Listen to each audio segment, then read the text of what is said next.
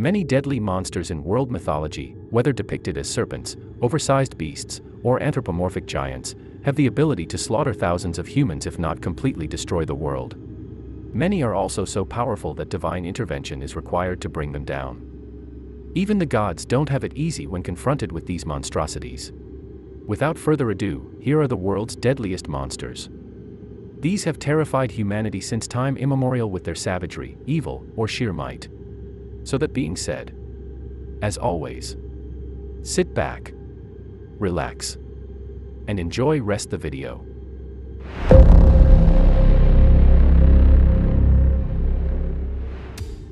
Number 1. Typhon. From Medusa to the beastly hybrid chimera to the 100-armed hecatonkers, Greek mythology is filled with deadly creatures you don't want in your nightmares. None, however, compare to Typhon, an enormous serpentine giant with a plethora of heads, hands, wings, and a lower body of writhing serpents. Typhon, the progenitor of many other Greek monsters, along with the she-serpent Echidna, famously attacked Olympus and fought Zeus for world rulership. According to some accounts, Typhon even attacked the other Greek gods with rocks, forcing many to flee to Egypt. After a cataclysmic battle, mighty Zeus defeated the monster with his powerful thunderbolts. Typhon was then bound and imprisoned in Tartarus, where he hoped to spend eternity. On the other hand, ancient Greece was not the only civilization with a story about a terrifying beast-slash-monster fighting a chief god for world rulership. The epic battle between Marduk and Tiamat took place in Mesopotamia. The saga of Ninurta versus the terrifying Asag, and later with Enzu, is also told in the early Sumerian poem Lugali. Typhon was historically associated with Set, the ancient Egyptian god of chaos and storms. As previously stated, some versions of the battle claim that the besieged Greek gods fled to Egypt until Zeus defeated the giant. These versions also inform that while in Egypt, the Greek gods took on animal forms. As a result, the ancient Egyptian pantheon is replete with deities with animal features. Number 2. Fenrir.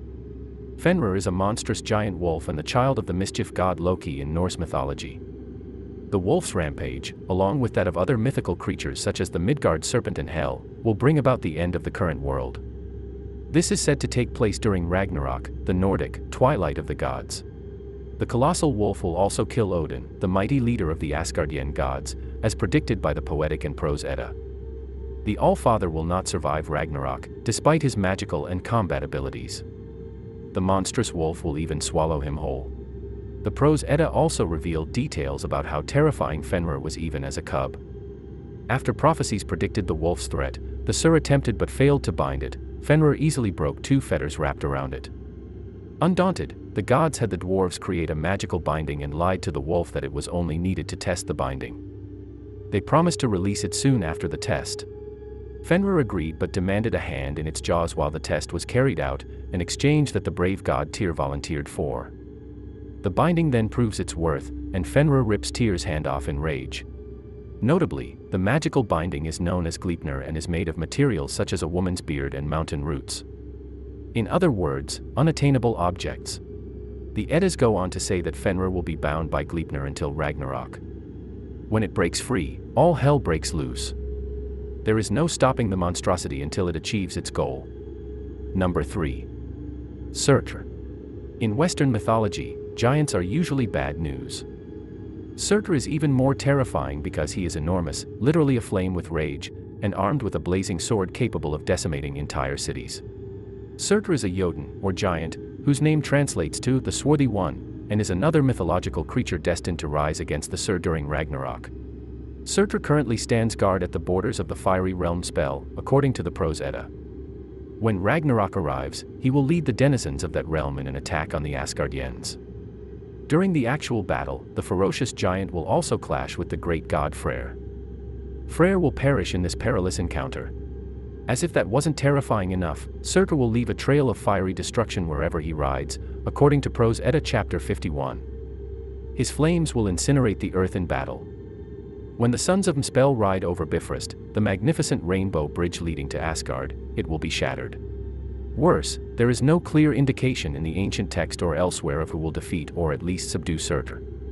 2 mortals will survive Surtur's inferno and repopulate the reborn world, which is the only consolation offered. They will accomplish this by hiding within Hodmisholt. Some academics have interpreted the location as a reference to the world tree Yggdrasil. Number 4. Apep.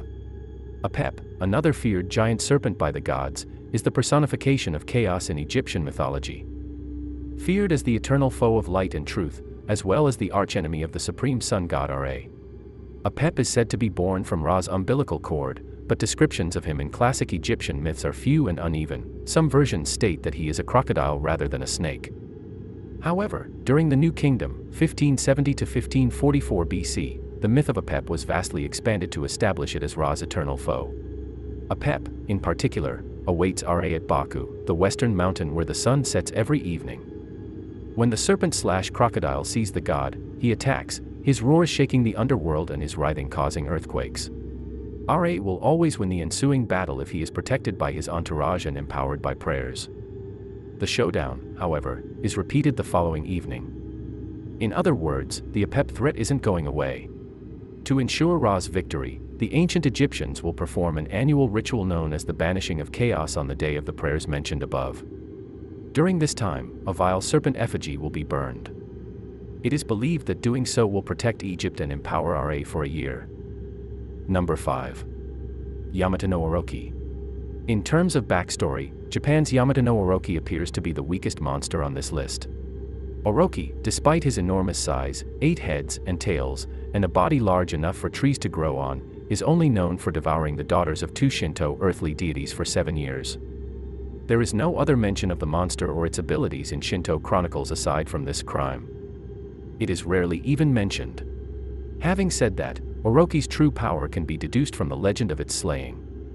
Shinto storm god Susanoo agrees to kill the monster in exchange for marrying the earthly deity's 8th daughter. He eventually succeeds after intoxicating Orochi with 8 vats of Japanese wine. Can you imagine how dangerous the serpent is if Susanoo needs to incapacitate Orochi before attacking as one of the strongest Shinto gods ever? For starters, Susanoo met the serpent after he was expelled from heaven for being a threat to himself. Notably, Yamato no appearance Orochi's has long been noted for its resemblance to the Lernaean Hydra in Greek mythology. Historians believe that the entire myth could be a metaphor for rechanneling an overflowing river with numerous tributaries. Whatever the origins of the myth, this is one monster you don't want in your backyard. You don't want it close by if you have lovely daughters. Hope you liked the video. For more such videos, please subscribe to the channel and don't forget to hit the bell icon.